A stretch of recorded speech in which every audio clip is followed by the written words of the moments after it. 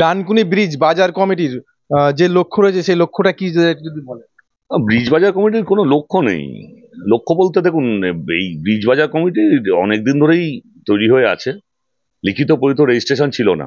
কিন্তু একসাথে এত মানুষ ব্যবসা করে, আপদে বিপদে একসঙ্গে থাকে, সেই হিসেবে ব্রিজ বাজার কমিটি আমার কাছে যায়, গিয়ে বলে আমরা রেজিস্ট্রেশন করে একটা সংগঠন করব।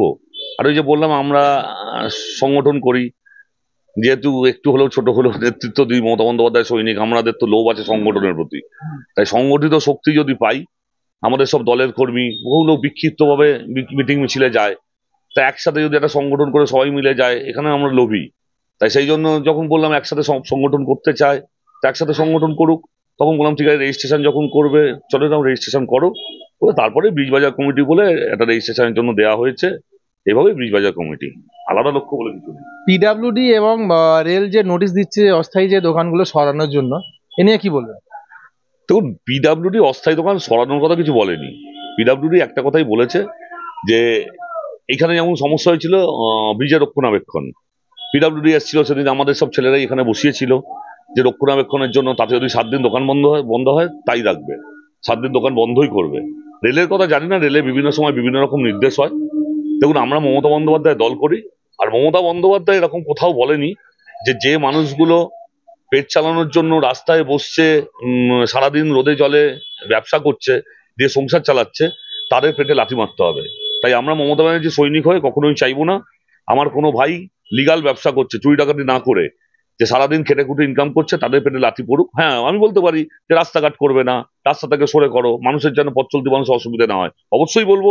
আগেও বলেছি, এখনো বলবো, সে আমার নিজের কমিটির হোক, বাইরের কমিটির হোক।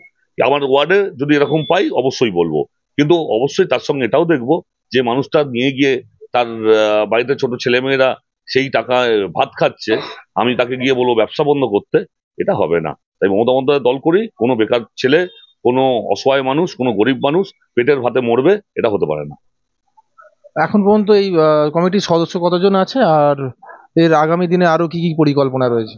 200 জন সদস্য আছে, আরো আস্তে আস্তে নেওয়া হচ্ছে। বহু সমস্যাও রয়েছে, কারুর দোকান কেউ চালায়, সেগুলো কি হবে, আমার কমিটি সেক্রেটারি থেকে আরম্ভ করে ক্যাশিয়ার থেকে আরম্ভ করে এক্সিকিউটিভ কমিটি আছে, তারা বসে ডিসিশন নেবে এই জায়গায়, যেন সবকিছু সুষ্ঠুভাবে চলে। কারণ আমি কাউন্সিলর হিসেবে চাই সবকিছু সুষ্ঠুভাবে চলুক, সেই জন্য আমার কমিটি করে দেওয়া আছে। আমার সেক্রেটারি থেকে আরম্ভ করে সব পুরনো ছেলে, পুরনো লোক এখানে, সে আমার যাকে কাকা বলি সেও আছে, যাকে দাদা বলি সেও আছে, যাকে ভাই বলি সেও আছে। তারা মিলে সিদ্ধান্ত নেবে। যদি কোনো সমস্যা হয় আমাকে জানাবে, তারপর আমারও যদি কোনো সমস্যা হয়, এর ওপরে চেয়ারম্যান, এমএলএ, এমপি অনেকে রয়েছেন, আমি তাদের কাছে জানাবো। এভাবেই চলবে সংগঠন, যেভাবে চলে একদম নিয়মের মধ্যে, সেভাবেই সংগঠন চলবে। আগামী দিনে আর কি কি পরিকল্পনা রয়েছে? আগামী দিনে পরিকল্পনা বলতে সমস্ত কিছুই পরিকল্পনা আছে।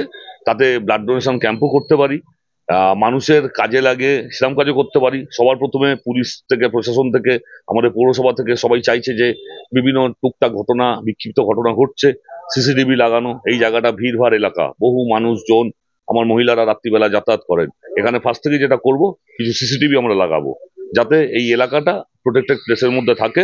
এই একটা আমার স্পিচ বাজার কমিটি সিদ্ধান্ত নিয়েছে। আর সত্যি কথা বলতে গেলে এদের প্রতি ভালোবাসাটা সেই জন্যই, এদের সিদ্ধান্ত ওই বসে ক্যারাম খেলে নেবো, এই করে নেবো, এরম নয়।